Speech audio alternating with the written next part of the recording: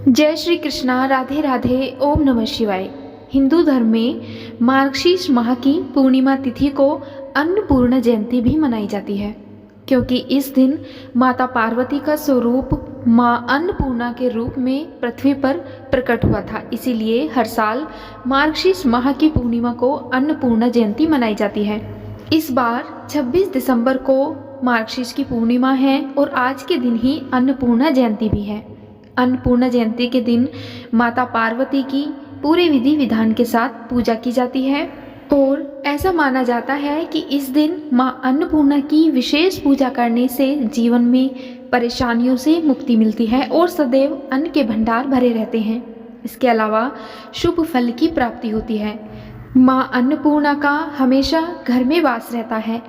तो आज मार्गशीर्ष पूर्णिमा के अवसर पर मैं आपको अन्नपूर्णा माता की कथा सुनाने वाली हूँ। तो बड़े ही शांत मन और श्रद्धा भाव से अन्नपूर्णा माता की कथा का श्रवण करें। वैसे तो माँ अन्नपूर्णा के कई कथाएं प्रचलित हैं। उनमें से एक कथा है। इस कथा के अनुसार एक समय पृथ्वीलोक पर जल और अन्न सभी कुछ समाप्त हो गया। सभी प्राणी अन्न और जल के ना मिलने पर मरने लगे। इसके बाद पृथ्वी पर लोग ब्रह्मा जी और विष्णु की आराधना करने लगे। ऋषियों ने ब्रह्मलोक और बैकुंठ लोक जाकर इस समस्या का हल निकालने के लिए ब्रह्मा जी और विष्णु जी से कहा, जिसके बाद ब्रह्मा जी और विष्णु जी सभी ऋषियों के साथ कैलाश पर्वत पर पहुँचे। वहाँ पर सभी ने भगवान शिव से प्रार्थना की कि हे प्रभु, पृथ्वीलोक बड़े ही संकट से गुजर रहा है, इसीलिए अपना ध्यान तोड़िए और जागृत अवस्था में आइए। तब शिव आंखें खोलकर सभी के आने का कारण पूछने लगे। तब सभी ने बताया कि पृथ्वीलोक पर अन्न और जल की कमी हो गई है। तब भगवान शिव ने उन्हें आश्वासन देते हुए कहा कि आप लोग धीरज रखिए। और इसके बाद भगवान शिव और माता पार्वती ने पृथ्वीलोक का भ्रमण किया, जिसके बाद माता पार्वती ने अन्नपूर्णा का रूप धारण किया और भगवान शिव ने एक भिक्षु का रूप धारण किया। इसके बाद भगवान शिव ने भिक्षा लेकर सभी पृथ्वीवासियों में भोजन वितरित किया, जिसके बाद पृथ्वी पर अन्न और जल की कमी पूरी हो गई और सभी ने मां अन्नपूर्णा की जय जयकार की। अब सुनते हैं बड़ी ही पावन और दुर्लभ एक पौराणिक कथा। इस कथा के अनुसार एक समय की बात है। काशी निवासी धनंजय की पत्नी का नाम सुलक्षणा था। उसे अन्य सब सुख प्राप्त थे, केवल निर्धनता ही उसके दुख का एकमात्र कारण थी और यह दुख उसे हर समय सताता रहता था। एक दिन सुलक्षणा अपने पति से बोली कि स्वामी, आप कुछ उद्यम करो तो काम चले। इस प्रकार कब तक काम चलेगा? अपनी पत्नी सुलक्षणा की बात धनंजय के मन में बैठ गई और वह उसी दिन विश्वनाथ शंकर जी को प्रसन्न करने के लिए बैठ गया और कहने लगा, हे देवादिदेव विश्वेश्वर, मुझे पूजा पाठ कुछ आता नहीं है, मैं केवल आपके भरोसे बैठा हूँ। इतनी विनती करके वह 2-3 दिन तक भूखा प्यासा बैठा रहा। यह देखकर भगवान शंकर ने उसके कान में अन्नपूर्णा अन्नपूर्णा अन्नपूर्णा इस प्रकार 3 बार कहा। यह कौन कह गया है? इसी सोच में धनंजय पड़ गया कि मंदिर से आते ब्राह्मणों को देखकर पूछने लगा कि पंडित जी, अन्नपूर्णा कौन है? तब ब्राह्मणों ने कहा, तू अन्न छोड़कर बैठा है, सो तुझे अन्न की ही बात सूझती है। जा, घर जाकर अन्न ग्रहण कर। धनंजय अपने घर गया और अपनी स्त्री से सारी बात कही। वह बोली, हे नाथ, चिंता मत करो, स्वयं शंकर जी ने यह मंत्र दिया है, वे स्वयं ही खुलासा करेंगे। आप फिर जाकर उनकी आराधना करो। अब धनंजय फिर जैसे का तैसा पूजा में बैठ गया। रात्रि में शंकर जी ने आज्ञा दी और कहा कि तू पूर्व दिशा में चला जा। वह अन्नपूर्णा का नाम जपता और रास्ते में फल खाता हुआ झरनों का पानी पीता जाता। इस प्रकार कितने ही दिनों तक चलता गया। वहाँ उसे चांदी सी चमकती वन की शोभा देखने में आई। सुंदर सरोवर देखने में या उसके किनारे कितनी ही अप्सराएं झुंड बनाई बैठी थी। एक कथा सुनती और सब मिलकर मां अन्नपूर्णा इस प्रकार बार बार कहती थी, यह अघन यानी कि मार्गशीर्ष मास की उजेली रात्रि थी और आज से ही व्रत का आरंभ था। जिस शब्द की खोज करने के लिए वह निकला था वह उसे वहां सुनने को मिला। धनंजय ने उन अप्सराओं के पास जाकर पूछा कि हे देवियों, आप यह क्या कर रही हो? तब उन सब ने कहा कि हम सब माँ अन्नपूर्णा का व्रत करती हैं। धनंजय ने फिर पूछा कि व्रत और पूजा करने से क्या होता है? यह किसी ने किया भी है और इसे कैसे किया जाए? कैसा व्रत है और कैसी विधि है?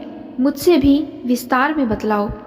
तब वे अप्सराएं कहने लगी कि इस व्रत को सब कोई कर सकते हैं।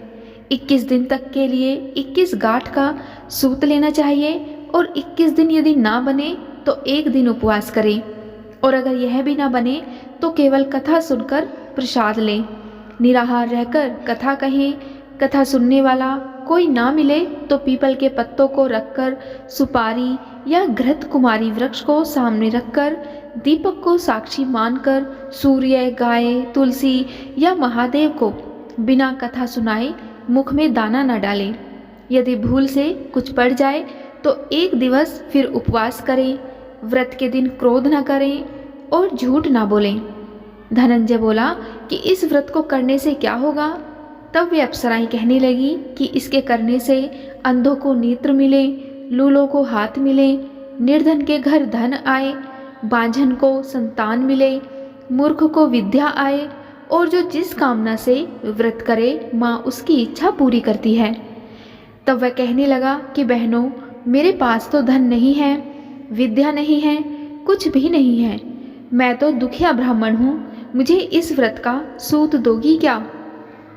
तब अप्सराएं कहने लगी कि हाँ भाई, तेरा कल्याण हो, हम तुम्हें सूत अवश्य देंगी। ले इस व्रत का मंगल सूत ले। धनंजय ने व्रत किया और व्रत पूरा हुआ। तभी सरोवर में से 21 खंड की सुवर्ण सीढ़ी हीरा मोती जड़ी हुई प्रकट हुई। धनंजय जय अन्नपूर्णा कहता जाता और इस प्रकार कितनी ही सीढ़ियां उतर गया तो क्या देखता है कि करोड़ों सूर्य के प्रकाशमान अन्नपूर्णा का मंदिर है। उसके सामने सुवर्ण सिंहासन पर माता अन्नपूर्णा विराजमान है। सामने भिक्षा हेतु भगवान शंकर खड़े हैं और देवांगनाएं चंवर डुलाती हैं। कितनी ही हथियार बांधे पहरा देती हैं। तब धनंजय दौड़कर जगदम्बा के चरणों में गिर गया।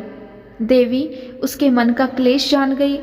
धनंजय कहने लगा कि माता, आप तो अंतर्यामिनी हो, आपको अपनी दशा मैं क्या बताऊं। धनंजय की बात सुनकर माता बोली कि तूने मेरा व्रत किया है, जा, संसार तेरा सत्कार करेगा। माता ने धनंजय की जीवा पर बीज मंत्र लिख दिया। अब तो उसके रोम रोम में विद्या प्रकट हो गई।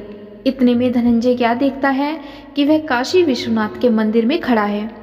माँ का वरदान लेकर धनंजय अपने घर आया और अपनी पत्नी सुलक्षणा से सब बात कही। माता जी की कृपा से उसके घर में संपत्ति उमड़ने लगी। छोटा सा घर बहुत बड़ा गिना जाने लगा। जैसे शहद के छत्ते में मक्खियाँ जमा होती हैं, उसी प्रकार अनेक सगे संबंधी आकर उसकी बड़ाई करने लगे। कहने लगे, इतना धन और इतना बड़ा घर, सुंदर संतान नहीं तो इस कमाई का कौन भोग करेगा।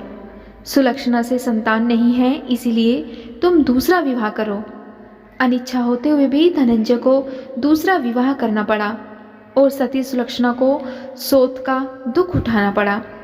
इस प्रकार दिन बीतते गए। फिर अघन मास आया। नए बंधन से बंधे पति से सुलक्षणा ने कहलवाया कि हम व्रत के प्रभाव से सुखी हुए हैं, इस कारण यह व्रत हमें नहीं छोड़ना चाहिए। यह माता जी का प्रताप है जो हम इतने संपन्न और सुखी हुए हैं। सुलक्षणा की बात सुनकर धनंजय उसके यहाँ आया और व्रत में बैठ गया। नई बहू को इस व्रत की खबर नहीं थी। वह धनंजय के आने की राह देख रही थी। दिन बीतते गए और व्रत पूर्ण होने में 3 दिवस बाकी थे कि नई बहू को खबर पड़ी। उसके मन में ईर्ष्या की ज्वाला दहकने लगी। सुलक्षणा के घर पर वह आई और उसने वहाँ पर भगदड़ मचा दी। वह धनंजय को अपने साथ ले गई। नए घर में धनंजय को थोड़ी देर के लिए निंद्रा ने आ दबाया और इसी समय नई बहू ने उसके व्रत का सूत तोड़कर आग में फेंक दिया। अब तो माता जी का कोप जाग गया। उसके घर में अकस्मात आग लग गई। सब कुछ जलकर खाक हो गया और सुलक्षणा को इस बात का पता चल गया। फिर अपने पति को वह अपने घर ले आई और उसकी सौत यानी कि नई बहू रूठकर अपने पिता के घर जा बैठी। पति को परमेश्वर मानने वाली सुलक्षणा बोली, हे नाथ, घबराना नहीं, माता जी की कृपा अलौकिक है। पुत्र कुपुत्र हो जाता है पर माता कुमाता नहीं होती। अब आप श्रद्धा और भक्ति से आराधना शुरू करो, वे जरूर हमारा कल्याण करेंगी। धनंजय फिर माता के पीछे पड़ गया। फिर वही सरोवर सीढ़ी प्रकट हुई और उसमें माँ अन्नपूर्णा कहकर वह सरोवर में नीचे उतर गया। वहां जाकर माता जी के चरणों में रुदन करने लगा।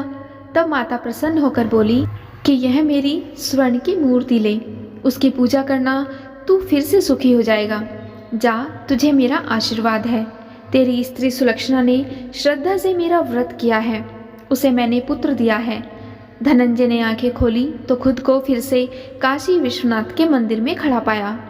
वहां से फिर उसी प्रकार वह अपने घर को आया।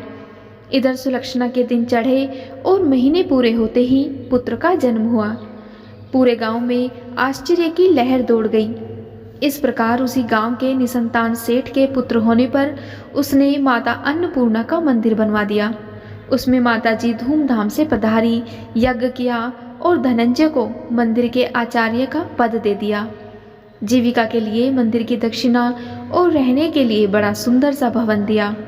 धनंजय स्त्री पुत्र सहित वहां पर रहने लगा। माता जी की चढ़ावे में भरपूर आमदनी होने लगी। उधर नई बहू के पिता के घर डाका पड़ गया और सब कुछ लुट गया। वे भीख मांगकर पेट भरने लगे। जब सुलक्षणा ने यह सुना तो उसने उसे बुला भेजा और एक अलग घर में रख लिया और उनके अस्त्र, अन्न और वस्त्र का प्रबंध कर दिया। धनंजय, सुलक्षणा और उसका पुत्र माता जी की कृपा से आनंद के साथ रहने लगा। माता जी ने जैसे इनके भंडार भरे वैसे सबके भंडार भरे। कहानी कहते के, कहानी सुनते के सबके भंडार भरे। तो ये थी माता अन्नपूर्णा की कथा, जो कि मार्गशीर्ष पूर्णिमा के दिन हमें अवश्य पढ़नी अथवा सुननी चाहिए। उम्मीद है आपको आज की वीडियो पसंद आई होगी। अगर आपको आज की वीडियो पसंद आए तो वीडियो को लाइक और चैनल को सब्सक्राइब जरूर करिएगा।